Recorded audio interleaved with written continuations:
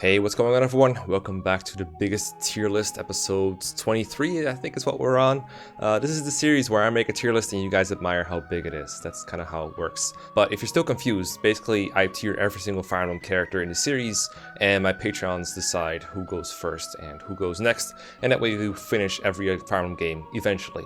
We're done with FE8, so today we have FE7, we have Path of Radiance, we have Radiant Dawn, and we have Shadow Dragon, and next time we'll tackle New Mystery onwards.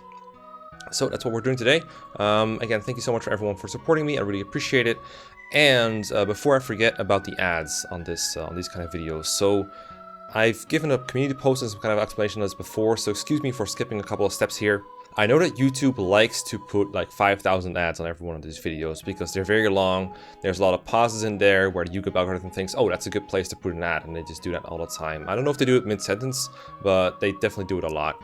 And last time, for the last video, for 22, I actually took the time to set it so that ads would only appear basically like between every game, and then with some creative liberties in there because like there was like FE6 was like 10 characters or something, so I just put like one in the middle of FE6 somewhere instead, and then the other games they had like 1 or 2 characters each. So I did some changing, but I think the total amount of ads on that one should have been about 5 or 6.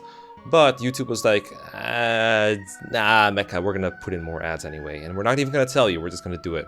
And so I put up the video, and then I did other things because I don't always stick around at upload time. And I came back later to see some comments being like, hey, there's like 10 or 15 ads on this video, what the hell? And that's fine, like please point that out in the comments, I do appreciate it. I'll try to remember like looking into it next time, looking into it this time when I put it up, and look again when it's about to go live to make sure it still has the right amount of ads, because I don't like, I love it when people offer to add ads, but I think 10 to 15 ads is a bit much, and I don't want to make people like use ad blockers or whatever. If people go the length to disable ad blocker for me, I like really appreciate that. I don't want to make it awkward for them. So yeah, with that in mind, let's look at FE7, alright? So I got my list of people who submitted stuff here. Sarah was submitted by Samer206, and Arkholt has submitted Will. Again, thank you all so much, I really appreciate it. So yeah, Sarah, I think I've talked about the thing between like healers and combat units and how hard it is to rate them, because usually tiering happens from like an economic perspective. It's like, okay, we need more combat than we need healing, but we also have less units that can heal compared to units that can use combat. So it's very tough to weigh them against each other, even ignoring that, but with that intake into account, it's like a whole new mess. I think Sarah in particular gets a lot of flack for basically not being Priscilla, which I think is usually a bit unfair because I think units should be judged almost not in a vacuum, but like on their own merits. So I don't think you should just judge Sarah like, let's not put Sarah in F tier just because Priscilla's around. Like, just because she exists doesn't mean she's bad based on her own merits.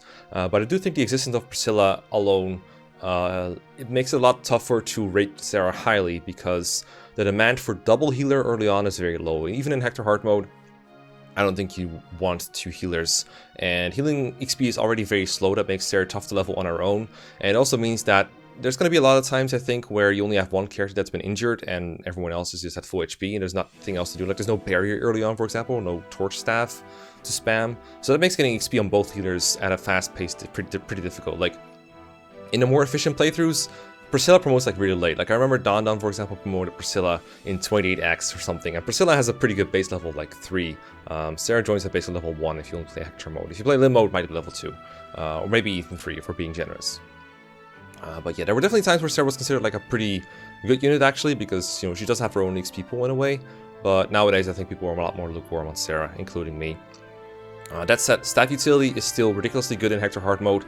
If we just ignore for a moment that you have like another staff user, like the ability to use Restore and Barrier and Torch and Physic, all those stuffs. A lot of these stabs are buyable too in a Secret Shop and Kinship spot, which is very nice for Sarah. I usually find that my healers are very underleveled, but when I get to like that point in the game where you can buy Barrier and Physic, they start getting a lot of XP at once. Like being able to just spam the Torch Staff in the desert, or being able to Physic someone for like, what is it, like 35 to 40 XP I think is what it gives. That's insane. So at that point it's pretty good. Warp and Rescue not as good in FE7. And they don't have as much range as they do in FE6, and there's not as many maps that you can like actually skip with the Warp Staff. There's really only Victory or Death where the Warp Staff is very useful, and I guess the Kishuna Gaiden. But it's there, I guess. I don't even know if Sarah has the range to warp you for the Kishuna Gaiden actually, because I know Renault doesn't. And his magic on average is actually like equal to Sarah's 2020 magic, which is pretty insane. Sarah's like a really bad magic base and then a growth of like 50%. It's kind of funny how the developers keep thinking that works, like really low magic base of like 1 or 2 and then a really high growth, and you hope this kind of makes up for it, but 50% is not enough to make up for it. You need like 80% or more, and even then it's still pretty low. So on her own merits, like not just because she's inferior to Priscilla, I would say Sarah's about a C tier character.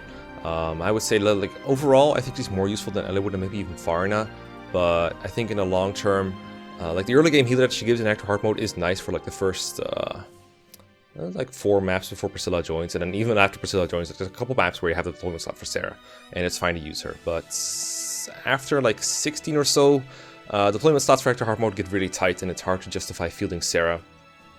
Although I do think she's more useful than Eliwood. I do think Eliwood is like a good unit once he promotes, but until he gets there, he's kind of a liability. I think if I had to like choose to deploy one of these two, I would almost always choose Sarah in Hector hard mode. I've had to deploy neither for most of them because he's just like neither of them are very good, and you're probably gonna have to bench someone who's like reasonably okay, like Urk, to just fit them to begin with. But I think that's about as good as it gets for Sarah. Pretty interesting unit though, and not like bad. I don't remember where I put her on that character guide tier list in FE7. I think she might have been an okay. I think that's where I put her. I don't think she's terrible. I don't think staff utility is good. It's just the competition with Priscilla is tight. Unit slots are tight. And yeah, healing XP is it's not great. Then we have Will, and Will is often called the worst unit in this game. Which is, you know, it's unfortunate for him. But I can see where it comes from because Will has no real standout qualities. As a character, he's kind of boring, and then as a unit, he's just like very underwhelming. Like at least for Rebecca, people like her because I guess they think she's a cute girl or something, and she joins early in Hector hard mode. I guess that helps. I thought people would be like more bonded with Will because he joins her early in limb mode, but I guess that is not the case. So my favorite use of Will is always in his joining chapter, where you can put him in a position to counter 2 Javelin Pegasus Knights and just shoot him down. For most playthroughs, that's pretty much the only thing he does. In my last Iron Man, he actually died in that spot, because I think like after he takes the hits, he was like so fragile, I didn't protect him from like the mercenaries that were coming in. So it's been a while since I actually like used Will like long term. I remember my very first playthrough, I don't think I used him long term. I might have turned him like once in my whole life. I wasn't super impressed. He's like 40% in strength and speed, and his bases are very impressive. At least Rebecca has standout speed once she's been trained. Her base is actually kind of sad, like it's like 6, but it gets good eventually. Whereas Will, I think his standout stat is supposed to be strength, but it's like a 5 base with like a 50% growth or something. It's like the epitome of average. It's not very good. And then he's a sniper in GBA Emblem, where he could just hand action javelin and everything like that really hurt him. If there was some kind of like Project Ember kind of patch for FE7, which there's one in the making actually that I know of. If they actually like do 2 to 3 range bows for that one, Will could be like seriously buffed. Some strength on him would be nice. I know that Project Ember made like Dorothy like really strong, for example. She's like a really high base strength, and she doubles enemies at base. That kind of treatment would put Will like very high, but as it is, I think he's like more useful than and that's about where it ends. Like, not a whole lot for him to do. Yeah, double effectiveness also not helping, but I don't think he has trouble one-rounding flyers in like the long term, so I don't think that's a big issue overall, but it's just like one more thing that archers just don't get to have in FE7, which is effective weapons actually being effective. And yeah, you might think that's all FE7 characters, but it's not. There's still plenty left. I'll go over all the characters when we're done. But yeah, let's move on to FE9, because again, no Sacred Stones. Okay, boy, we do have a lot of Path of Radiance today. So Jonathan submitted Tormod and Leth, and Alexis submitted Enna. Angelina submitted Shinon. We have Typhoon Carter, who submitted Ilyana. We have Gatri submitted by Dorcas. Yes, I always do a double take on Dorcas' submission because he's a unit. He's a character name. Pipler submitted Nephany, and that's the whole squad. That's all of them. So let's go ahead and see where we put them, alright? So Torgod is someone that, for my character guide tier list, it's not a tier list, but it looks like a tier list, alright? So I keep calling it a tier list. So for Torgod, oh, by the way, I think it was submitted by like 3 people with some backups, so we didn't double up. So Torgod is one of those units in FE9 where it's like, okay, there's probably no real reason to use him because obviously he's very on a level, so you have to put work into him to make him keep up with the enemies. But then if you do, at least they give him the standout straight of like celerity. So you can have a mage that actually sort of keeps up with paladins. I think his move shoots up to 8, whereas paladins, I think they have like either 8 or 9, but they have Canto, so they still get further ahead. But at least there's like some kind of incentive to train him. And that's one of the reasons I brought him up in my first Path of Radiance playthrough. I trained Tormod. I was actually pretty happy with the way he turned out. I enjoyed using Torgod a lot. I know his Bismix is one of Bismix's favorite characters units to use. Celerity, like, the FE9 meta is so different from FE10. FE10 is like, oh, Celerity, thanks Tormod, I'll take that off you and then goodbye. Thanks for coming around. Whereas in FE9 it's like, oh, if you take off Celerity off of Tormod, you don't get it back. So you have to keep it on him if you want to make use of it, and that makes him pretty good. Long term, of course, when he's been trained. But the question is, how much of an opportunity cost is it to put BXP into him? And the answer to that is, well, you do have better candidates for that BXP. It's just a matter of like how much do they need it once you're at that point. Because I do think Marcia and Jill both join a little under level to the point where we need some bonus experience to get going. I don't remember quite how much you get in hard mode compared to like the normal mode I've been playing a lot recently due to like draft races and stuff. So I don't know how much room there is to BXP Tormod.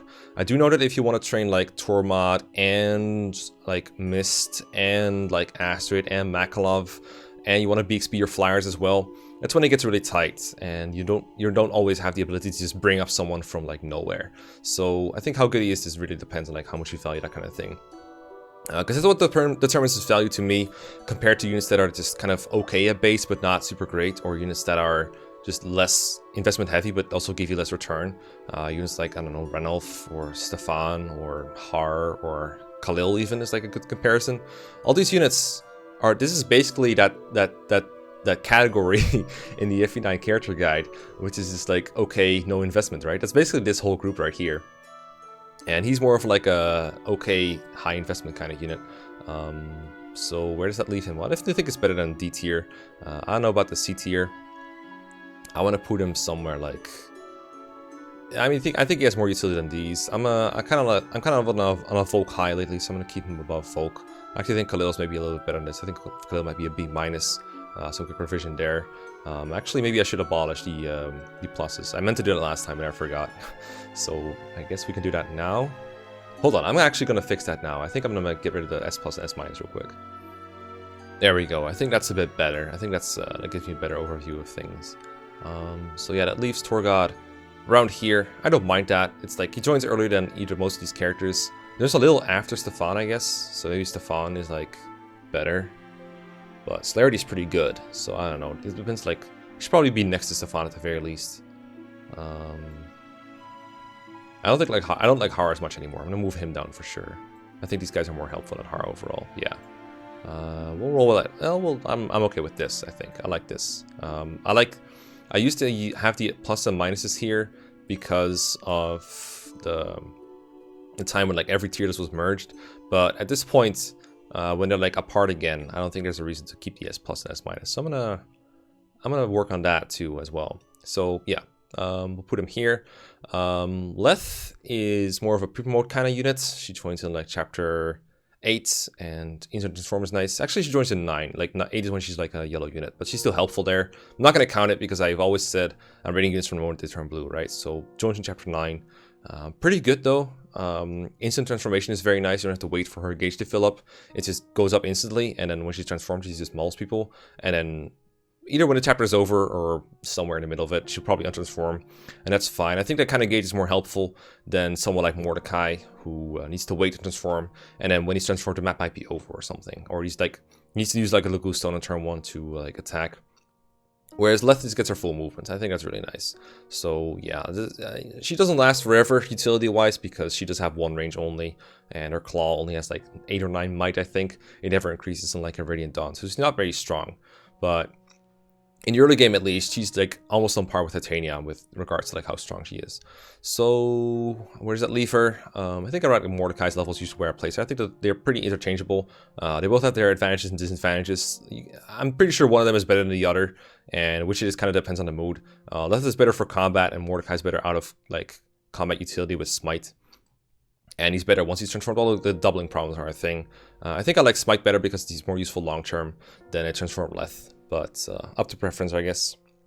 Put him a little below Ike. They have similar issues with the one range lock, so I don't mind that too much. But I could argue they should be like both over him, actually. I don't think Ike is that good. In fact, I'm going to put Ike at the bottom of B right now. I don't think he's that good. I don't think he should be in B tier at all, maybe.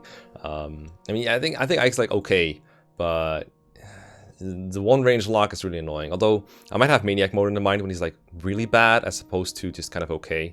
I've actually seen an argument that Ike is like on par with Roy from FE6, which I always thought was pretty funny. But for now, I'm kind of happy with the way this looks, I think. I don't think I need to move him down to C quite yet.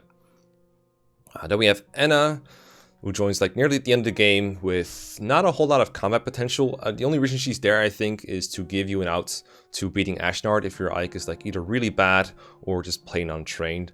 But for anti-soft lock measure, they really made it annoying to use, because I think on hard mode at least, she gets like almost one-rounded by Ashnard or one-rounded by Ashnard. Need like Wrath Resolve to have a reasonable chance at defeating him, or at least like busting his what's it called? His renewal that he has, his imbue or something, whatever he has that heals him. And the other annoying thing is, I know Ashnard like attacks at one range most of the time on enemy phase, so that's good. What's the other annoying thing about her? Oh yeah, you need to keep the Wrath around. So you get Wrath like reasonably early, and it's like not unthinkable you gave it to someone early on to make use of it, right? You want to use those skills ASAP so you get the most out of them, like a stat booster. You don't want to hoard them. Most people, I think, are pretty good about like giving skills out at least. So when Enna joins, you probably don't have Wrath anymore. You just have the Resolve scroll, which at least that one comes like reasonably late. In fact, I think you get it like just as you're about to face the Black Knight, and then right after that you can put Resolve on her. So that one is not like in danger of being given out already, but Wrath is. And you know, with Resolve at least you can like survive against Ashnard. It's just more annoying, and especially with like how in FE9 there's like no save points or anything, so you have to rig a bit against Ashnard to win against him with Enna, and that's very annoying. I kind of wish he'd just gotten Azir instead, because his stats are a bit better. So yeah, not a great anti-soft lock measure. Same goes for Laguz Kings, by the way, like the Gifka and Tabar and the Sala. They don't appear on hard mode until you've beaten the first form of Ashnard. So again, great anti-soft lock. I'm actually gonna like move Gifka down a bit to D tier just for that BS. Like, it's not helpful at all on hard mode, and I'm judging this based on hard mode. But yeah, and I think is like not very good. But the Ashnard thing is like sort of helpful, I guess, maybe. I don't know. And has like no time to do a whole lot. She's not very good against generic enemies. She's literally only there for Ashnard, I think. And then again, even against Ashnard, she's just not very good. So I'm just gonna put her at the bottom of D for now. And maybe Gifka should be like there along with her. But at least like what they do is free, right? They don't have to be trained, unlike Mia. So yeah, that kind of depends on like how much you value giving BXP out.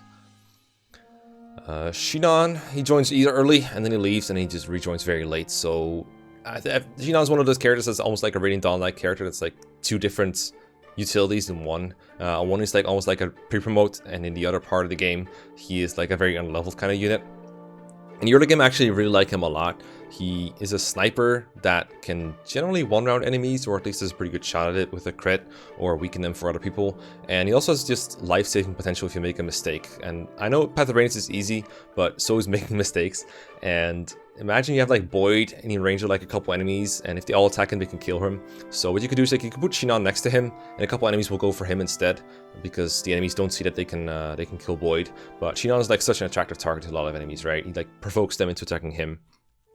Between like the provoke skill and the lack of one range, they're just gonna attack Shinon like 9 out of 10 times, as long as they can't kill anyone else, and that way you keep your unit safe. And that's pretty nice. It's more of a like, yeah, it's only useful when you make mistakes, but mistakes do happen. And you can also just provoke archers into attacking him sometimes over walls or from behind choke points and stuff. So that's pretty useful too. I mostly like him in the chapter where he and Catria are about to leave, like the last chapter you have him in the early game. That's where he's really helpful to shoot down the massive amount of enemies there. So yeah, I enjoy using Shinon in that part of the game. When he comes back, I usually don't even bother recruiting him. He drops his Brave Bow, and I don't want to have to bring Rolf just to recruit him. And then just murder him with Ike. Like, that's just too much trouble for me. So I usually just murder him in cold blood. But I'm not going to count that against him. I'm just mentioning it. I do think that he's just not very good in the late game. So I'm going to give him some credit for the early game utility, and that's just kind of it. Do we have any other characters like that? I guess Gatri is kind of like that, but he's going to be rated next after Ilyana, so that doesn't really count. I would say it's like a D tier overall, I think. Like, the early game utility is nice, but it's not exactly great or anything. Yeah, I'm going to put him like... I think putting him here is generous, and put him a little lower. I'll put him here for now. Not entirely sure, but I don't think he's very good overall. Like, in late game, his bases just don't hold up because his stats are tuned to the early game. So he's like 9 strength or something like that. And then while his growths are actually really good, but at that point in the game, there's no point in investing in a sniper. Like, at that point in the game, you have so many good enemies, juggernauts, there's no point in raising him. And even if you do train him, he just kills one enemy per turn, right? So what's the point? Yeah, not very good. A fun person, though. A fun person to be around, for sure. Next is Ileana. Unfortunately, another character I've never used long-term, so I can only say the things that I've read about her, more so than her experience. I did actually see one of my patrons and also fellow draft racer, Gene, was doing a Soul Link with a friend of his. I think his name was Kirby Fan, another streamer. Soul Link is where you're both playing the game, you're just not even racing, you're just playing, being careful, Iron Manning. But the difference with like an Iron Man and a Soul Link is you're playing with two players at once. This is how I understand it, at least. And if one of them accidentally kills a character, or, you know, on purpose kills a character, the other one has to do the same thing. So, for example, if Gene were to kill his Soren, then Kirby Fan would have to do it as well. And that way to get through the game, it's kind of like a Nuzlocke, but you're holding hands, I guess. You're both in the same thing. I think Castle has done a couple of these too. And I saw it turn Ileana for the first time in my life, and I was like, oh, okay, so this is a thing that can happen, I guess. Because my last few playthroughs have been draft races where you just don't recruit Ileana because she takes so much time. If you do recruit her, I feel like you just get like an inferior kind of Soren. Her bases are higher, so, and like base Soren obviously, so Soren requires a bit more investment to get going. But I think even at base, Ileana still isn't strong enough to one-round enemies. You still have to train her quite a bit. And I think the return just isn't as big because Soren's main advantage just comes from having adepts and at some point having a higher magic. I think it's like his base is lower but his growth is higher or something. But Soren's adept allows him to make like use of advantage and just getting crits on enemies before they even attack him, or just getting adepts on enemies before they attack him. Ileana has Shade, which is a skill that can situationally save you. It's like the opposite of Provoke, right? It just makes enemies go away from her, but it's less reliable. I don't remember, someone recently like researched what it did, I think. It's something like the enemy assumes that she can counterattack when she actually cannot or something. That probably can't be it because she has one to range. So she can always counterattack. Either way, it's like reduced priority to attack her, but there's no guarantee. It's not like the stillness ability that Volk has in Radiant Dawn, for example. So I'm not sure how good Ileana is when she's actually trained, but I get the feeling it's like a Soren, but with less return and slightly less investment, but not a whole lot. I want to put her in like the C tier somewhere. It's like you can invest in. Like the reason I'm not as interested in Ileana, for example, compared to Tormod, is like Celerity is such a unique skill that he has. It's like so cool. And it's immediately obvious what the benefits are, and I can just make use of it right away. Whereas Shade or any other advantage that Ileana has is kind of makes me shrug my shoulders and go, eh. And I'm actually going to drop him down a little further because I think she's actually less useful like Stefan too. But she does have staff utility after promotion. That's pretty nice. Like having the choice to go for staffs over knives is something she does have over Khalil. But I think someone like Khalil is just more useful for out-of-the-box utility. And I think that kind of compensates for the knives and everything. And yeah, I definitely think all the units in B are better than Ileana, so that makes me feel good about this positioning. I think the low investment units are nicer. These are more questionable low investment units, but I think they could arguably be better than Ileana. But I'm going to go ahead and give Ileana the benefit of the doubt that if she's trained, then she's going to like be better than these units when they join at the very least. I don't know. Jury's still out on that one. Ileana, another unit I'm very experienced with. Then there's Catria, who is like the same joining situation as Shinon. He like joins early on and then he leaves and he comes back. But he comes back much earlier. He comes back on the same time as Astrid joins you. So it's not too late. It's like chapter, I want to say it's 12, because I think 10 is the prison chapter, 11 is the Blood Runs Red chapter with the Black Knight, and then 12 is the boat chapter that he's on. I believe that's how it is. And it's alright, it's not bad. I mean, there might be another boat chapter in there actually, but the point is, boats. He joins on a boat. I like Catria for standing on the Seas talent in his joining map and just preventing the Ravens from seizing it, because they like to fly on that square and just steal your treasure and then seize when you don't see it coming. So that's useful. I like Catria for that and his early game utility. Not a whole lot else that he can really do at that point in the game. Like, when he joins, you're kind of around the time you're going to promote your units, if you're playing with like a full team of units, I think. If not, it will happen soon at the very least. And Catria just cannot keep up with promoted units, because at this point in the game, when your player units are promoting, even units that have like okay to average durability in the early game are starting to have like really good durability. Units like Oscar, even Marcia, Astrid Astrid joins at the same time as him, so she'll need some time to catch up. Ike is going to have like really good durability. Titania is still like going strong. Kieran is really ridiculously bulky, so the need for defensive armor knight is much lower. What you want more often than not is offense and movement, and he doesn't really have either of these. He does have somewhat fixable speed thanks to the Night Ward, which again, you get it around the time he joins, so that's convenient. You can kind of fix his speed with that. I don't know how long it takes for his speed to catch up to his pretty lackluster base. I think it's the same base as Oswald. I think it's like 5. So with a couple lucky points from the early game, he might have like 6 or 7, but it's still a bit away from doubling.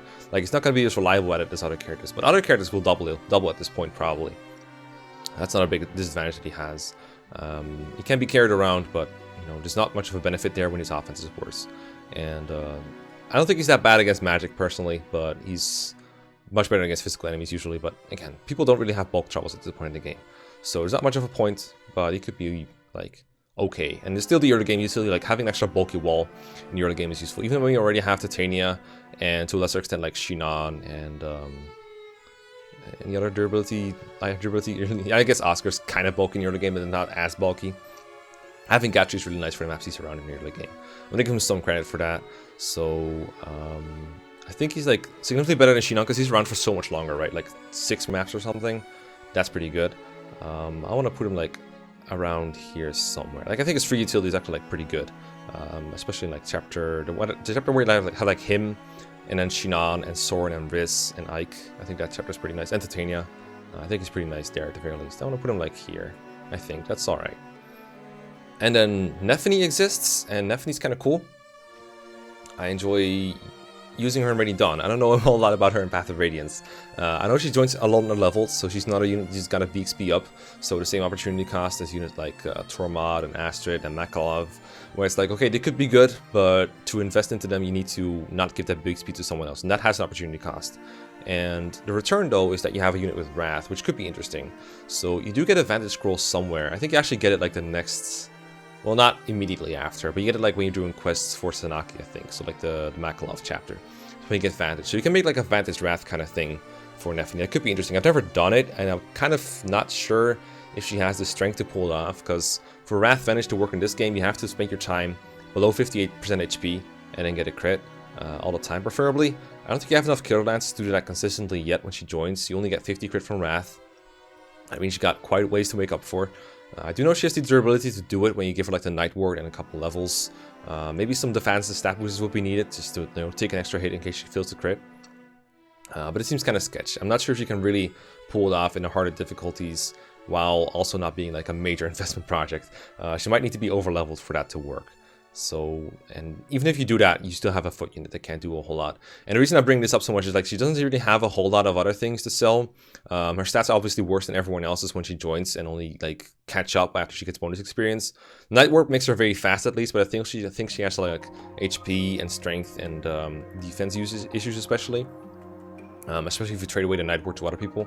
I do like the ability to use the Night Ward to get +2 defense res and more speed growth, but you need more than that to be good. I do think Nephany is one of the worst units in this game overall, because there's no free utility or anything, so it's just investment, and it's just a like low move unit. Like at least with Tormod, at least like I'm getting +2 move out of it, and that's pretty cool. +2 move, and then the ability to like meteor from the really long range, and once range in general is pretty nice. And Nephany, I mean, Forged Javelins late in the game, I guess, are her offense, but yeah, kind of a yikes for me. I think it's like more useful than Mia overall, because at least she's not locked to one range at weapons. But it doesn't go very far, I think. It's like around here, and even this is sketch. I think I'd almost rather use Shinon than Nephany, just because of the early game utility. I don't think Nephany is like very useful overall. But maybe she's better than Soth at least. This tier is like all around is like kind of questionable looking to me right now, but I can't be bothered to fix it right now. Because it's like a bunch of apples and oranges. Like all these units have like very different availability and functions, which, you know, it's kind of the mantra of a tier list that this happens, but that's how I view it right now. I don't think Nephany's very good in Path of Radiance overall, but I do think she's one of the more fun units to use. And we can't forget, this is like the first playable soldier that we got, at least in the English-speaking world of Fire Emblem, until like, what else is there? Until like the Echoes, I guess? Or until Radiant Dawn, I guess, when we got Aaron. I guess like Death Dawn shares that questionable honor. Like I remember being super excited for playable soldiers in The Last Promise, and that was something else. So yeah, that's what we're doing with Nephany for now. But let me know if you think I'm wrong. Also, looks like the E tier right now is not being used at all. So maybe Rolf should be E tier, we just abolish this tier for now. I think that's a reasonable thing to do. So yeah, that's FE9 in a nutshell. let's move on to the next one. Alright, so next up on the list I have some Radiant Dawn, some FE10. Alexis submitted Enna because she did it twice. She just submitted 9 and 10 Enna because I don't know why. Yeah, I guess she just likes Enna. Lucas submitted Bastion, and Patreon Potato submitted Kaisa. Or is it Kaisa? I don't know. I think I usually say Kaisa, but I think in my head I might say Kaisa. Anyway, 3 characters that, I mean, they're never going to be considered high tier or anything, but they do have some interesting traits. So I actually like Radiant Dawn Enna a lot. It might be surprising considering I kind of bashed Path of Radiance Enna, but I really like the FE10 one because she has a free slot in endgame, so you don't have to spend a deployment slot on her. I think you have 10 free slots to choose from, like beyond free people like Ike and Kurth and Mekkah and Enna. Yeah, Enna is like, Una just says, okay, we should just bring some Goldova dragons, so let's go Enna. So she gets to come along and come for free. Now, for the first 4 maps of endgame, doesn't actually do anything.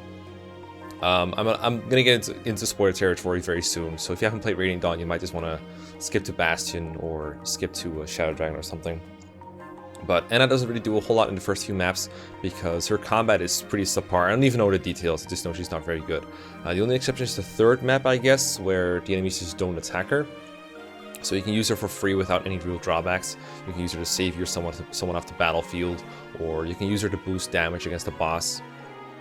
She does have Blood Tide, which is the same ability that Gareth has, so it gives +5 strength and skill, and that's really good for increasing hit rates. Well, hit rates against dragons are generally good. The main reason to use it is just to get a strength boost. It's especially effective on people who double attack the boss, because that's +10 damage, that's really good. And since the boss has Nihil, like every point of damage counts, you want to just be straight up there. So yeah, that's pretty helpful, I guess. And for the 4th map, she doesn't really do anything. And then the final map, again, is a map where like every point of damage matters because every enemy that really matters has Nihil. And you already have Gareth. And one of the big pitfalls, like this is actually a pitfall, no memeing, with like judging units is just being like, okay, I already have another unit with that's like the same class, but they're better, so it's not worth deploying this unit.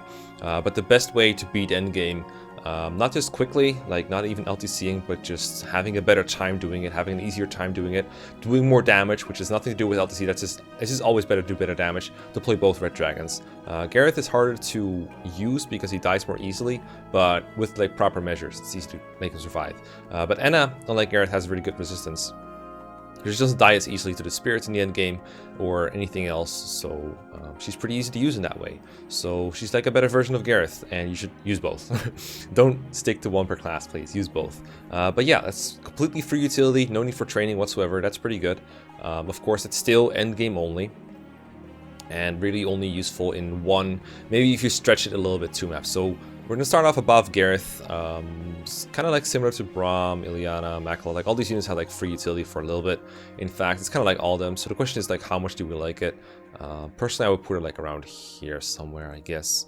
I don't know. This is another one of those things where like FE10 especially is like one of those games where like a character guide is much easier to look at than a tier list. The tier list just look weird all around, but that's always been the case. So if you've been along for the ride so far, I think you know, yeah. This is just the free utility and some units that have to be trained up to be somewhat viable tier. I am going to move Leonardo up a bit. I think he's too low. I think he's better than most of these. For free utility, like above, whatever. This tier is a mess. Bastion, again, makes a very late appearance in this game. Again, this main claim to fame is that he uses all kinds of tomes, and again, there's not a whole lot of like room for him to do stuff. I think his stats are comparatively better compared to Path of Radiance. I remember Path of Radiance passing being really underwhelming, not even double attacking enemies. At the very least, Bastion is joining map, which I do believe is 4 or 5, the map with all the Lagoos. At least he's effective damage against all the enemies you want there, so you can use like Wind Tomes against the birds, and then Fire Tomes against the Beast Lagoos, and then Thunder Tomes against the dragons. So you've got high might, triple effectiveness there. That's sort of good. I don't remember off the top of my head if he can 1 round, but I wouldn't be surprised if he could or couldn't. He might be a couple points short somewhere. It's not super significant for his rating, I think, because in that map you only have to kill the boss, and unless you're trying to grind on the Lagoos, you don't really care. And if you're trying to grind like unlevel units, like let's say you're training Zyhark on that map or something, or Aaron or someone else, it's just you don't really need to use Bastion for anything. Like, in fact, you wouldn't want him to kill a whole lot because it just takes XP away from your other units, as dumb as that sounds. So use him as like a chip bot, I guess, to set up kills for others, maybe. That's not super helpful. You can use some staffs. I don't remember a staff off the top of my head, but you never deploy him for an endgame staff bot. But you have the alternatives like I don't know, Oliver. You still have Mekkah as a free deploy, so that's not like something very significant either. He could be okay in endgame. I don't remember exactly how much he does. He's like okay, but he's not like a viable endgame candidate over like trained units, and he's probably not worth the deployment slot. So I would rather, I want to put him lower than most of the units that have like stuff to do for free. I would put him like around here somewhere. You could argue it's like this because Sephiroth is free, but at the same time, he is around for a bit longer. So I'm going to give him the benefit of the doubt, give him some credit for 4-5 and just put him here for now. Kaisa, as I'm recording, I'm actually like way ahead of schedule right now with recording Radiant Dawn because right now I have access to a better computer, so I wanted to get as many episodes in as possible. So I think right now, uploaded on the channel is like tonight 3.3 is going up, like just to give you perspective of when I'm recording this. And the last chapter I recorded was 3.6, and I'm going to record 3.7 tonight. So that means that by the time you're seeing this, I already long made the decision to not use Kaisa because he's just not that good in Radiant Dawn. But he joins in 3.4. Yeah, 3.4. And we just looked at the stats and we're like, damn, this is like, it's a little better than the other Lagoos that you get at this time, like Lyre and Leth. Where's Leth up? Here. Maybe she's not been done yet. Yep, she's not been tiered yet. Okay. So yeah.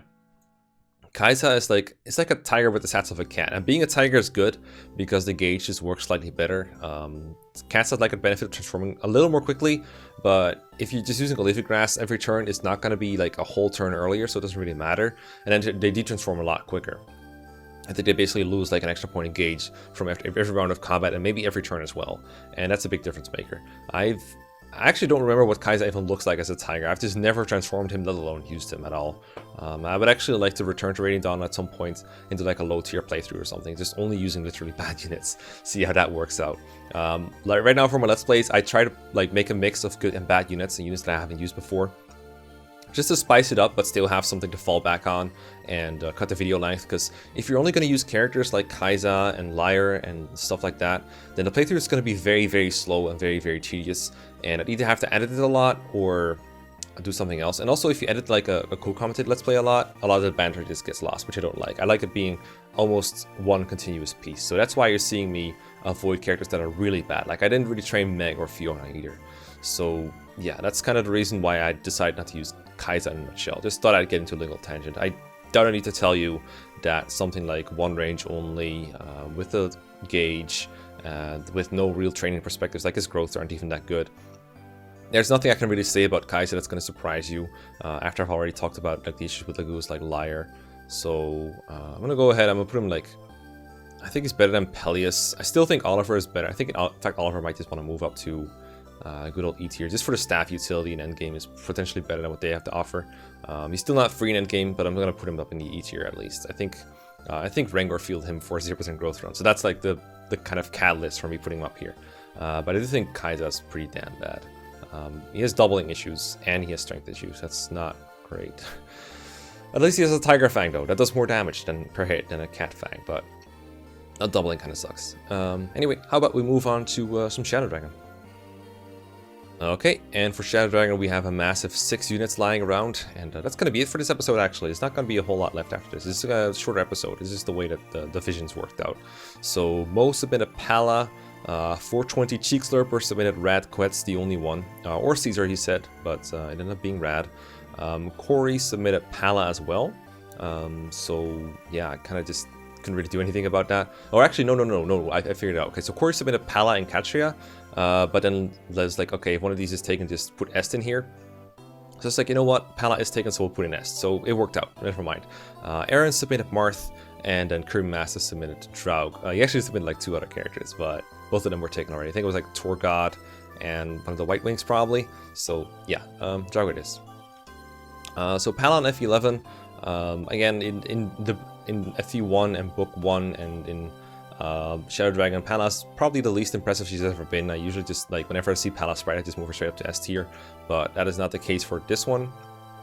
I still like her though in Shadow Dragon. It's like one of my favorite units to train.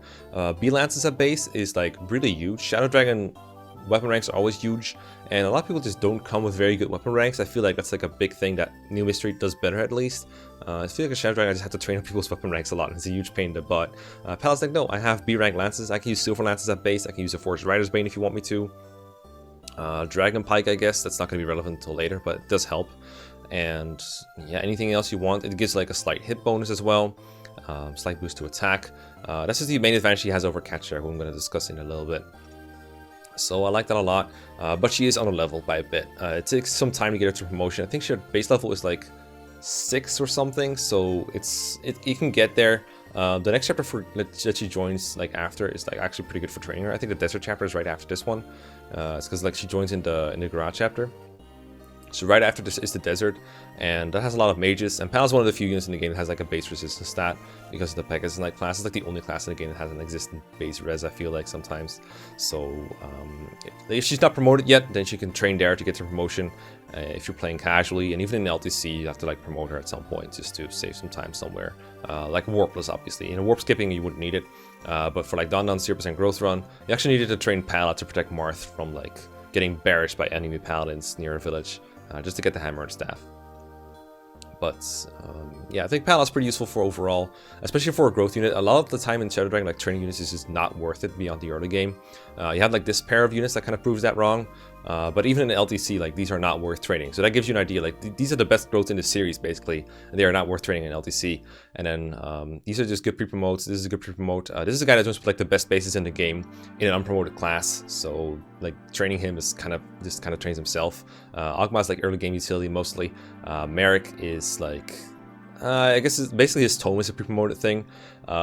Sita is like an exception, like she's just a wing spear, she's not really relying on her stats or at all. Then as a staff bot, pre-promotes, might as well be pre-promotes. So there's not a whole lot of units, my point is in Shadow Dragon, there's not a whole lot of units that you want to train. And like that, it doesn't really work like other Fire Emblems where training units kind of works out. But Pala's one of the few units that pulls it off, is basically my points. So I want to put Pala, I don't want to put her over Minerva, because I think Minerva, with like the way that she joins a bit earlier, not a whole lot, I think it's like one chapter maybe, because like it goes like chapter 10 to chapter 11. I'm trying to remember, like, is Minerva's first chapter that she's like around for chapter 11? Is that Pala's chapter? I don't remember if there's anything in between. It's been a while since my Shadow Dragon Iron Man, but I think there's not a whole lot between at least. So she joins a bit later. I feel like her speed is a bit better. I usually give like wings to, but wait, where'd you go? Oh, just double click like Van. Oh, it just straight puts him to S tier. Okay, gotcha. I just double click Pala and she's straight up shot to S tier. Like, oh, calm down, Pala. You're not that fast. I want to put her in the same tier as Minerva, that's for sure. But the bit of training that she requires compared to like Minerva's like really good base axe rank and everything, I think is worth putting low her. George is like good at base, and so is Merrick, and so is Ogma when he's around.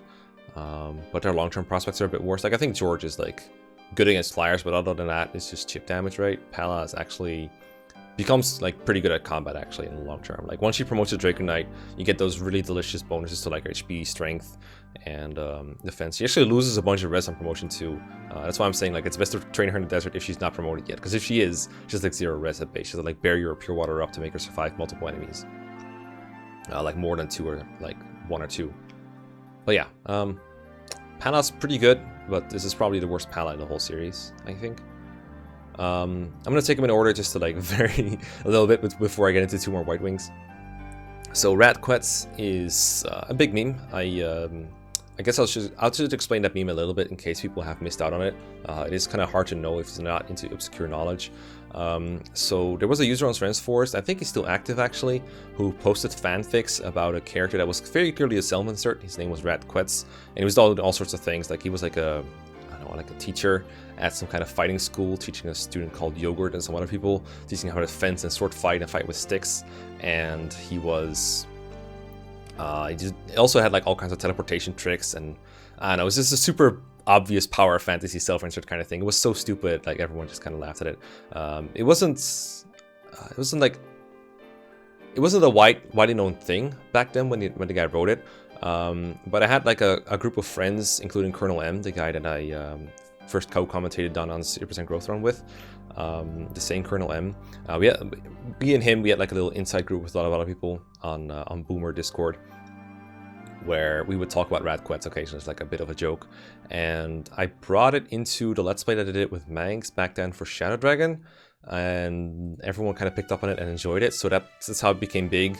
Now obviously I don't work with Mangs anymore, but I still think the Rad Quetz meme was fucking hilarious, and I had a lot of fun with it back then. I haven't used Rad in a while in my latest playthroughs, because I thought the meme, as fun as it was kind of beaten to death. So I usually just skip out on Rad. Training him is like a big pain in the ass in like every game he's in, like both in FE11 and FE12 and in the older versions. He's just very weak at base. He's evidence that the game is built around an Iron Man playthrough. Because the idea is like he's like a replacement unit in case your Myrmidon has fallen. Back when he like was first invented, he was a mercenary because every sword using unit was like Ogma, Navarre, and Rad and Caesar were all the same class. And he was worse. Like he's worse at base than Ogma is, and worse than Navarre as well. So training him up is not rewarding of any kind except for the memes. I have seen screenshots of people killing Medius with him, so it is possible. It just takes a lot of investment. There are spots where having a trained swordmaster late in the game is helpful. You do need a really high speed cap to be able to even like double mana keys. Something like a Draug Knight cannot do it, so that can be like a kind of a niche thing. The reason I refer to him as a swordmaster is for default because it just fits with the fanfic, right? Him being a swordmaster is just perfect. I don't even know if that fanfic was about like based on the actual Rad in the games. I just know that the names are the same. But yeah, if you're not going swordmaster, I don't even know what you're doing with the guy. I think he has like D swords at base. He might have E. I don't remember. He's terrible. His bases suck. Yeah, honestly, he should be an F tier. He's really, really, really hard to train. Actually, you want to put Lawrence like up a bit higher because he does have A rank bows at base when he's a sniper, I believe. Can he go sniper? No, he actually can't go sniper. He has to go horseman.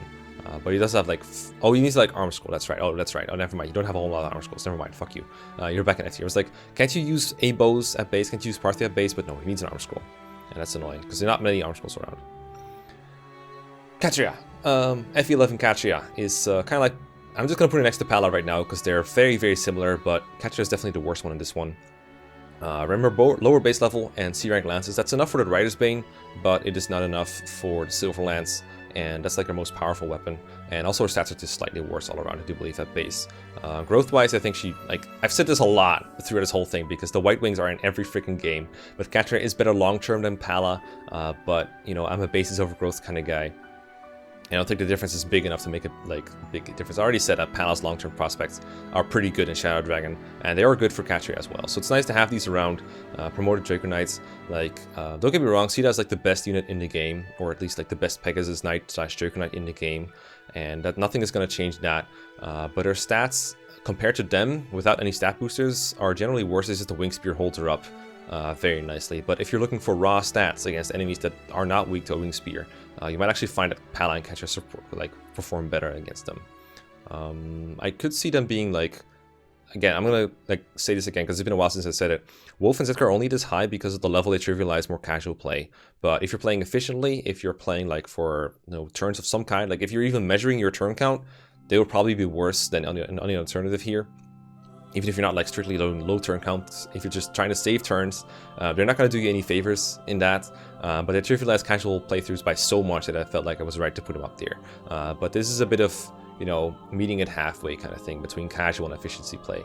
I do think for more efficient playthroughs, these units here, they're pretty much all around better than Setgar and Wolf. We have Est. I actually used Est in my last Shadow Dragon playthrough. I used her in my last Echoes playthrough too. I've just been on an Est craze, I guess. I need to sneeze. Holy. Alright, I don't know where that came from. I used Est, and I actually really enjoyed doing it. And the reason I enjoyed doing it is because I kept the Whitewings alive. And that gave me access to the triangle attack of Shadow Dragon. That is... I'm not going to say it's good for efficient playthroughs or anything like that. But... first of all, it's just fun to do. Like, it's just really fun to do. And second of all, it gives you a guaranteed thing against, I especially find it useful against enemy Manicheets, because there's like, chapter 24 has a bunch of really dangerous looking Manicheets that want to murder you, and they have uncharacteristically high avoid because they have pretty high speed. If you don't forge a bunch of hit on Dragon Pikes, you might have a chance to miss against them. Not with the Triangle Attack though. Triangle Attack is guaranteed hit, guaranteed crit, and even Est, with her like low bases and the Forged Dragon Pike, can just get an easy one-shot on a Manicheet. So with proper positioning, you can even kill like multiple Manicheets in a turn using Est. It's absolutely magnificent. It also gives you access to like an easy kill on, for example, Camus, or what's his name in this? No, his name is Camus in this game. I think I killed Camus with Est and a Forged Rider's Bane actually. It was pretty epic. in my Iron Man, no less. And the reason I was comfortable with it was because the triangle attack gave me so much accuracy and critical, like 100% in every battle. It's pretty good. Don't get me wrong, I don't think that makes Est good, but she's trainable, and much more trainable than a lot of these losers for sure. And again, the Draconite class is really good, and being able to fly at base is pretty nice. You can turn anyone into a Pegasus Knight in this game, but like you can't turn anyone more than that. Like only a few units really have access to it. Let me think. For example, like Jagan has access to it for sure, like Wendell has access to it, but Barsh, for example, doesn't, and neither does George. Does have it, but he'd rather have Parthia. Merrick doesn't want to be a Draconite. Ogma cannot be a Draconite, etc., etc. So the point is, being in this class group is kind of nice for Est for being able to be a Draconite, but training her is not going to be efficient in the least. But triangle attack is an option for training her at the very least. I think that's better than a lot of low tiers. I don't want to put her like up here in a C tier. That feels like way too high, obviously. These units can do something at base at the very least. Gordon has useful early game chip damage. I wouldn't mind putting her ahead of Roger and Daros. I think she actually does more work than them more easily. Like, it's easier to work with a base level Est and make use of triangle attacks than it is to put up with the shortcomings of well, at least Daros. Maybe Roger can do better. Like, by the time like she joins, they're gonna be much better. I don't know. I enjoyed using Daros in my Iron Man suit, don't get me wrong. He was fun in his own way. But that guy had issues too.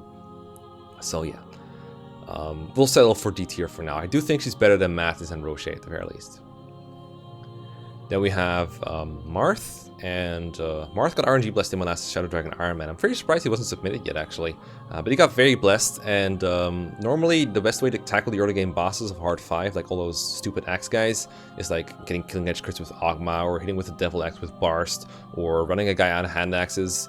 And my Marth could just 1v1 most of them. It was pretty insane how well he did. After that, he actually completely fell off. It was very surprising to me. I was expecting him to be somewhat useful through the game, and I did train him because it's an Iron Man playthrough, and if your Lord dies, it's game over, so I gave him like defensive stat boosters and a bunch of XP whenever I could. But it never really paid off after that. I was very sad, because that was a good Marth that I got. It was really fast in particular. Like, normally he gets doubled by all these bosses, but in this one it's like, no, I'm gonna kick their butts. Like, I'm a good Marth now. But this is like by far the worst edition of Marth. Like in the old games, it was overpowered because back then they had no idea how to design character balance. And FE12 they buffed him to make him more long-term usable, I guess. And FE11 he just doesn't do anything. He doesn't promote. He can't reclass, so he's kind of locked to swords. In a game where everyone can reclass to something else, he's just locked to one class and he can't promote. It's so sad. And in a game where promo bonuses are really important too. He doesn't even get like the Binding Shield or the Star Sphere or whatever to compensate more for this. No, it's just Marth and his pants, and pants to Marth doesn't really work out. The Rapier doesn't really work out for him because unlike the Wing Spear, it has weapon triangle disadvantage against a lot of things, so it loses a comparatively high amount of might, and he also takes more damage from enemies than Cena does, etc, etc. So he's just not good. Like, you can't cheese the game with a Forged Rapier the way you can with a Forged Wing Spear. In order for it to do the same thing as the Wing Spear, but worse, you have to forge for more money, like put more might on it and everything. It's super annoying. It's also really annoying in this game for him that you lose the bonuses from like C, B, and A rank swords against weapon enemies with lances, and all the enemies have like lances. So yeah, this game was not designed with weapon triangle in mind. It still works and it's still fun to play, but for Marth, like, it just comes with a bunch of disadvantages that just don't work out for him. I want to put him in like the D tier somewhere. Around Navarre is probably alright. He's just not really that good. And again, this is coming from someone who got an RNG blessed one. I still wasn't very satisfied with him. I do think he's better than Gordon at the very least. And you could argue him higher, I think. I do think he might be better than Cord, but I can't put Cord in Dark too low or people will yell at me. So I have to go with this for now. You can see Shadow Dragon's cast is turning out to be kind of lopsided for these tier lists. I should probably get rid of the pluses and minuses at some point, but I can't bother to do it now. Last we have Draug, and Draug is funny. I've said this many times before, but the funny thing with Draug is, like, in chapter 1 he's super good. Like, he's one of your best units. He's almost as good, if not better, than Jagan in some situations. Because the pirates, I think they have like 6 speed and he has 3, so he doesn't get doubled.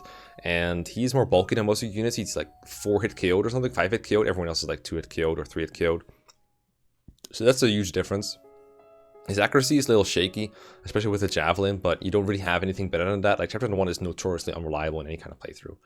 And then from there, chapter 2, suddenly half of the pirates just double him, and he just gets, I don't know if he gets one rounded. I think there's a chance he gets one rounded. At the very least 2 rounded, so much worse off, but still with the same accuracy issues too. And from there, it's just Armor Knight Draug never works out. But Draug does have a really good speed base because they wanted Armor Knights to have, well, they wanted him to have 5 speed, and Armor Knights have like a class base of like 0 or 1, so he's like 4 base speed or something like that. And if you reclass him to something like Mercenary or Hunter, he just becomes blindingly fast. But conversely, they didn't want to have him like very good defense, so he actually has like a very low defense base. And as a result, he's actually a very fast unit with high offense in disguise. And if you make him a pirate or something, he's actually surprisingly strong. I actually used Draug in my Iron Man until I couldn't anymore. What happened was, I made him a hunter. I was going for like a bow-based Draug. I feel like with Draug, you have to decide very early what you want to make him so you can train his weapon rank. Like if you go hunter for the chapter 1, and like for chapter 4, whenever you can first reclass, if you go hunter for a while, and then you decide, actually I'd rather be pirates. He's been training his bow rank and not his axe rank, and because he's like base E rank in everything that he reclasses to, since his bases lie in lance rank, which doesn't really work for any other class in that set. You can't use lances in any other class he has access to. So you have to focus on like either axes or bows, I feel like. Swords I think is the worst choice for him for reasons explained in Marth's tiering. So I like axes or I like bows. Those give me the best options. Bows are nice for flyers, flying effectiveness, and that's what I did. So I put him in range of a javelin cav, thinking, well, he could take 1 hit and just deal 1 in return. DS enemies, they like to go for damage on him, and Draug was very low defense, so they'll go for him. And he did, but it was his first chapter with forged javelins. I didn't expect him to kill in 1 hit, but he did, and Draug died, because he's so frail in this game.